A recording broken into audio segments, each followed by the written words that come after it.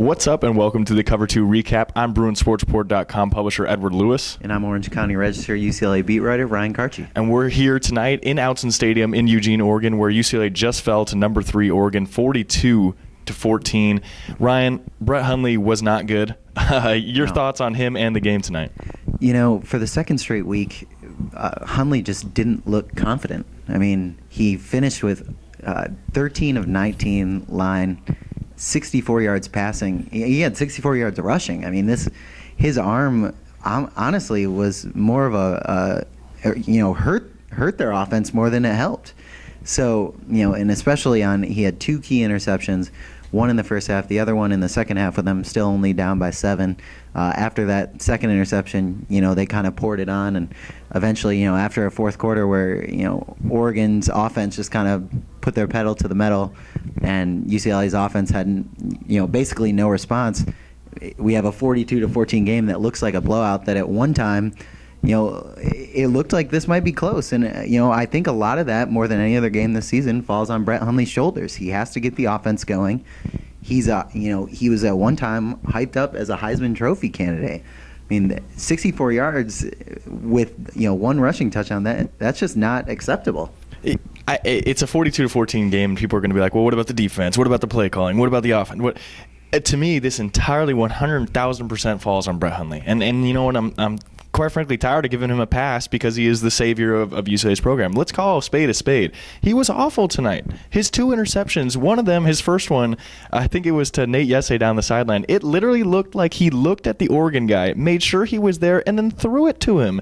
And then later in the game, obviously in the fourth quarter or third quarter, when he threw the second interception in the triple coverage, I mean, just unnecessary throws. He only tossed for 64 yards and 3.4 yards per attempt or something like that. It really just killed the whole team. Afterwards, we asked Jordan Zumwalt, when your offense is struggling like that, what does it do for you? And he literally said, next question, which basically means it's difficult. And the fact that Hundley struggled so much kind of takes away from how good the run game actually was. I mean, after failing to get to 80 yards in both of the last 2 games, they had 250 yards rushing. I mean, there's no excuses anymore. Paul Perkins had 100 yards. I mean, the run game did what it needed to do, and it just needed Hundley to make some big throws. If he wouldn't have thrown those 2 interceptions, I mean, the first one, you're talking about a score that could have put them ahead, could have given them the momentum that they needed to actually, keep up with Oregon in the second half, because this Oregon team has kind of proven that if you don't get a lead on it early, I mean, that second half, they're just gonna speed past you, which is basically what happened. And yeah, I know I agree with you. I think Brett Hundley it's time to stop giving him a pass. There's really no excuse. Offensive line played really well, surprisingly well. Considering they had 3 true freshmen. They only gave up 3 sacks, and you could argue most of them were Brett Hundley's fault. Yeah. And the running game obviously played really well, rushed for over 200 yards. The defense, I think we should talk about a little bit. The linebackers looked great again. Miles Jack, forced a fumble, blocked a punt. Anthony Barr had 2 sacks, 2 fumble recovery, and another forced fumble, I think. Yeah. Something like that. I mean, this defense had enough firepower to keep up with them, and they showed that in the first half. They went in the halftime tied 14-14.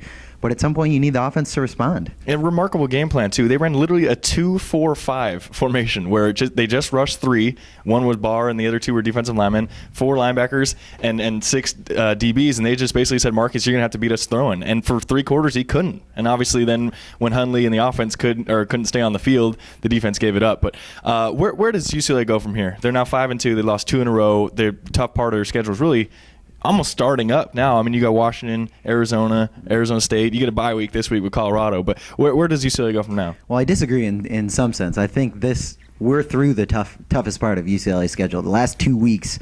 Obviously, but it doesn't get harder than that. You have Colorado next week. That's pretty much a bye. But after that, this team needs to prove that it belongs with at least the teams below Stanford and Oregon. I mean, they're going to have to beat Arizona. They're going to have to beat Arizona State. They're going to have to beat Washington. Or else, I mean, we might not see this team in the Pac-12 championship, which seemed like, a certainty heading into these last 2 weeks. So at this point, I think things are up in the air, and I think that offense is going to need to turn it around, and obviously it has a chance to do that against a a hapless Colorado team that it far outmatches. But at the same time, I think this team still has a lot to prove, and maybe use next week as a way to recharge, I guess. So early in the season, we asked for predictions after I think it was the New Mexico State game. We both kind of said, well, let's switch it now to maybe 10-2, 9-3. Where do you see this team now after seeing them really against two top teams and seeing them flounder against two top teams? I think 9-3 would probably be an optimistic look at this team. I think that Washington game will be a real standard setter in terms of where they're at.